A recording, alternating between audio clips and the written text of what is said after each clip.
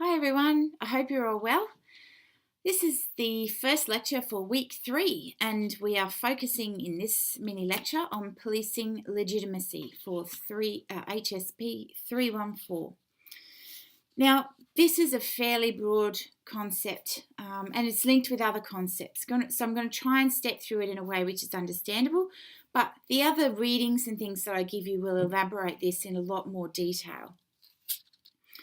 I've got on this first slide an image of an officer who's pulled someone over in a car, and they're about to, open the window or something, and maybe they're beating someone. There might be someone on the ground, and it shows this guy or woman, and they're holding the phone, and the phone is trained on the officer, and the person is saying, "You're making an arrest. You have the right to remain professional. Anything you do can and will be posted on YouTube." These ideas are very much linked to police legitimacy. So the ways that we see the police in the public have become more of an issue recently because people are carrying around phones in their back pockets and they have the capacity to record police in their everyday work. Now, there's certain images of police then that get out and about in the public eye, and people start to think differently about police as a result of that. So this is what policing legitimacy is about. So police legitimacy is about whether or not the public feels that they trust the police enough to work with them and cooperate with them in different areas. So what we're going to do today in this lecture and in the next one is we're going to talk about what police legitimacy is. In the next lecture, I'm going to focus on over-policing and under-policing, and then look at how we link all of these concepts together. Okay, so why this particular topic? Exactly what this really horrible diagram says that I put together. Police legitimacy feeds into police accountability. And police accountability, of course, is about transparency, honesty, trust, respect, all of those different types of things that police are supposed to demonstrate as professionals that enforce the law. And of course, I've got these linking in together. So police legitimacy links into accountability. Police accountability, if the more transparent they are, the more likely they are to be seen as legitimate in the eyes of the public. And of course, that feeds into, and I've got an image of police helping a young girl who looks like a mother or a parent or a carer. This police legitimacy feeds into those interactions, and more importantly, those interactions feed into police legitimacy. So legitimacy links to accountability. How people see police as legitimate influences how they therefore think about them as accountable. If they don't see the police as legitimate, they likewise will usually think of them as not accountable. So it's a really important concept overall when it comes to being able to do policing work. Not having the community on side and having them think badly of police really erodes police legitimacy and therefore erodes accountability overall. We need to have a public who's willing to go forward to the police and say, "Hey, this has happened to me, can you help me?" Or alternatively, "This has happened to my friend, can you help me?" Or even alternatively, again, "I've done this crime, I'm really sorry, but here's the details." So it's a very important concept for what we're doing in 314. There's a really nice little definition of legitimacy from the work of Sunshine and Tyler.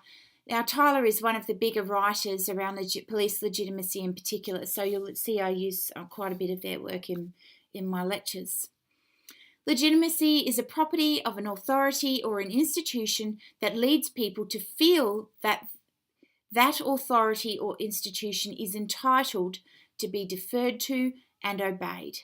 So it doesn't just happen in police organisations, it happens in businesses, it can happen in non-government organisations, it can even happen in other government organisations.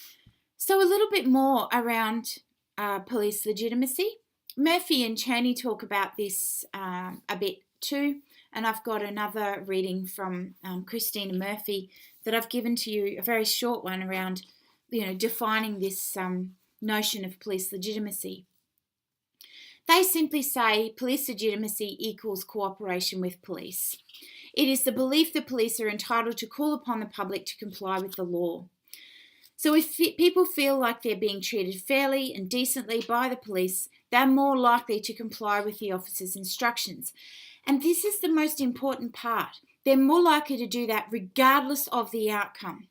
So if a person has been apprehended because they've been involved in a crime, even if it is a really serious crime like murder or child sexual abuse, all of those types of things, if they're treated fairly and with respect and dignity by the police officers, they're more likely to feel like the police are legitimate and therefore more likely to go along with what they say and do and comply with their instructions.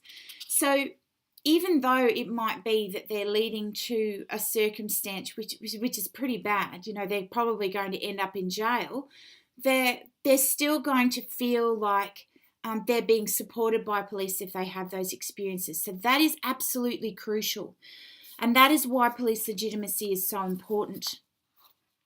I remember speaking to one officer who'd had about 26 years experience in the UK with London Metropolitan Police. And they said that they'll never forget this moment where they apprehended a sex offender. He was a serial offender and had been involved in multiple different forms of offences against different people and had been at large for quite a number of years. So this officer tracked him down and apprehended him, using the usual processes that they do with detective investigative work. And then he questioned him and all of those types of things, processed him into custody. He was put through the courts and they came out with a guilty verdict and he was going to be imprisoned for 9 years. So a substantial prison sentence. And before they led this person, the offender, out of the court, he walked over to this police officer that I spoke to and he said, I just wanted to say thank you for treating me with respect and dignity, regardless of the horrible crimes that I've perpetrated against people. He said it makes me feel better about, being involved in the police in future. This is police legitimacy, and this is why it's so crucial that we work to try and support this in every element of policing work. So police legitimacy is also linked with another really important concept called procedural justice. And this is probably the one that makes this more concrete and it helps you to understand what legitimacy actually is if we see it in practice on a daily basis with police. And Tyler talks in detail about procedural justice. So legitimacy of authorities and institutions is rooted in public views about the appropriateness of the manner in which police exercise their authority. That is, they assess if they use fair procedures when doing policing. And you can see why video cameras and phone cameras and stuff are really impacting on this process very much. Body cams, all of those types of things. So if people get disrespect from police, they're much less likely to comply. Right? So if we look at procedural justice then, this is what we expect police will do. Procedural justice is the perceived fairness of the procedures involved in decision making and the perceived treatment of one receives from a decision maker. So in other words, it's about how a person may perceive the interpersonal treatment they have from the police. So this can be a little bit difficult to understand, but I'm going to unpack it a bit more in a moment. But so it's about the perception of their treatment by police. That's absolutely imperative, right? But we can also break it down a little bit further. And you'll notice that procedural justice is something that can apply everywhere. So there's been quite a lot of research done on procedural justice in the courts, procedural justice and policing, procedural justice and other government organisations and non-government organisations. So it's a very broad-ranging term, just as legitimacy is. But when we think about procedural justice more broadly, this is how we break it down. So when we're walking around in public, you might go down to the strip mall in Hobart, and you're looking at what police officers are doing. This is what we hope that people will see if they're doing procedural justice in a good way. Number one is participation. People feel more satisfied with procedures that allow them to participate by explaining their situations and communicating their views about situations to authorities. They want to feel their input has been solicited and considered by decision makers. So this is exactly what that sex offender felt. He felt that he was given the process of participation, right? That he was able to give his side of the story, and that he was also treated equally and fairly by the officer when he did that. The second point is neutrality. This is where people think decisions are being more fairly made when authorities are unbiased and they make their decisions using objective indicators, right? Rather than making decisions about whether or not someone's a person of colour, or whether or not someone is known to police, simply known to police, and they're there and they must be the person that took the lollies from the shop because they're always doing that. So neutrality is very important, where the police go through a process and they find out who did it based on information, not based on suspicions that they have about a particular person because of their past experience with the law or because of the way that they look, or even the people that they're hanging out with. So you can see there's a lot of areas of law where neutrality can be genuinely questioned, even without the police involvement. So even-handedness and objectivity enhances perceived fairness. Again, that offender, he would have felt as though he was being given or being treated with some sense of neutrality, right? They've gone through an investigative process.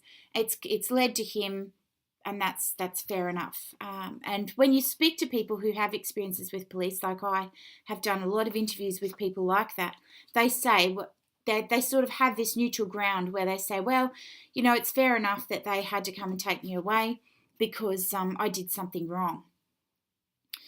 Dignity and respect is the third factor. People value being treated with dignity and respect by any legal authorities. Quality of interpersonal treatment is very much an element of fairness. So if you go in gung-ho, all guns blazing, as they say, to a police interview, you start threatening the person, making them feel really uncomfortable, of course they're not going to feel like they're being treated with dignity and respect. So if you sit there, build a rapport with that person, get them a cup of tea, whatever, just ask them some warm-up questions and then ask them the big detailed questions to get, the story about what happened and how it happened, people are going to feel much more like they're being treated with dignity and respect. And we have a fairly substantial body of research now, particularly with sex offenders, that say if we treat them with dignity and respect, they're more likely to actually confess what they have done. And I don't really like the word confess, but they're more likely to tell the police about what they've done and give them information that will support their case against that person. But that is the absolute key to procedural justice and therefore police legitimacy overall. And trust is number 4. So people feel procedures are fairer when they trust the motives of decision makers. There's more fairness perceived when authorities care about their well-being and consider their needs and concerns.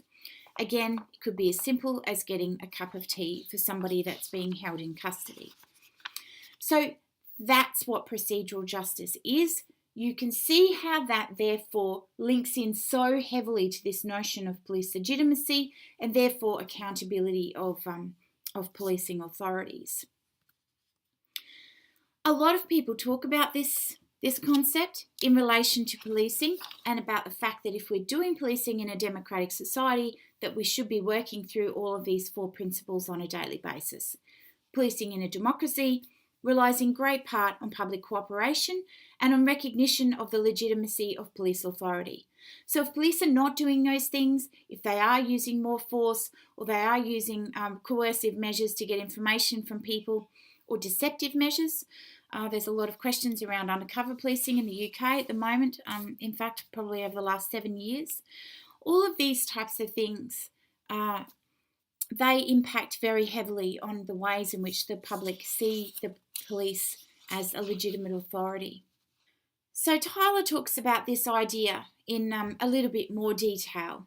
I say, how can cooperation and support from the public for the police be created and maintained? And this is a major focus of Tyler's work and a key question for police legitimacy.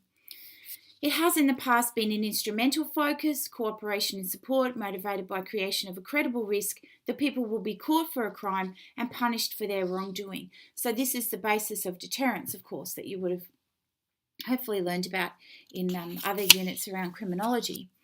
Then there's evidence that police are doing their duties in controlling crime and disorder. So if there's a perceived crime problem somewhere, then the public also need to be able to see that the police are acting on that crime problem in that space. But Tyler suggests a third approach, which is through this notion of cooperation. Motivation comes via internalised values upon which police might draw to secure compliance and cooperation. The key value is the belief that police are entitled to call upon the public to follow the law. So they have this unspoken contract with the public about the idea that most of the members of the public should be following the law and to combat crime, and that the public are obliged to engage cooperatively in that process.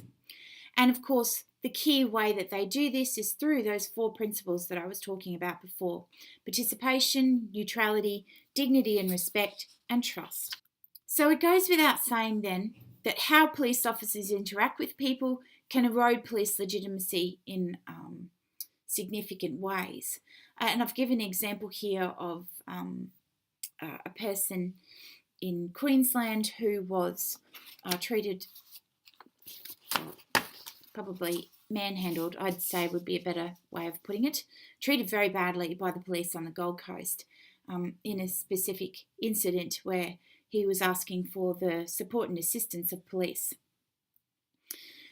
Officers who are discourteous and overly coercive during encounters with the public, as perceived by the citizenry, threaten the legitimacy of the whole police institution.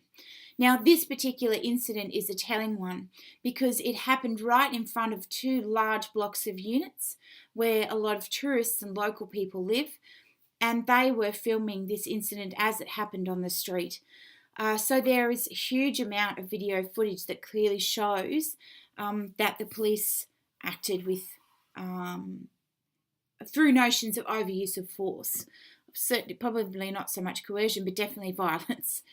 So all of the people that were watching this feel like the police don't deserve their support, and therefore they don't feel like the police are a legitimate authority in that respect. That's the outcome that we get from that. In addition to that, it's not necessarily just the police actions. It can also be decisions made about unjust police actions. So we've got police officers here in Fullerton found not guilty in homeless man's death. Prosecutors won't try the 3rd police officer involved, and I've given you a link to this particular story. So Los Angeles policeman acquitted in taped beating. Footage shows murder, acquitted police officer who shot unarmed man in the back after tasering him. Like, there's so many instances where there's very clear footage that the police have done something seriously wrong, and they have been acquitted of those charges. Lord only knows how, really. There's so many where I just think, seriously, if they did not have the powers that police do, that would be completely unacceptable and that person would go to jail. So there's circumstances where police are obviously making bad decisions about the use of force. That then goes to court. The courts then make a decision to acquit the police officers, and that very much erodes the trust of the public and this notion of police legitimacy overall. We've seen heaps of these examples from the US, but also in Australia. And the Palm Island death is certainly one that continues to undermine police legitimacy around Australia when it comes to relationships between police and Aboriginal people in the contemporary context. But hopefully you can have a bit more of a read about that specific incident. Anyway, folks, that's it for policing legitimacy. I will see you soon to speak about over-policing and under-policing. See ya!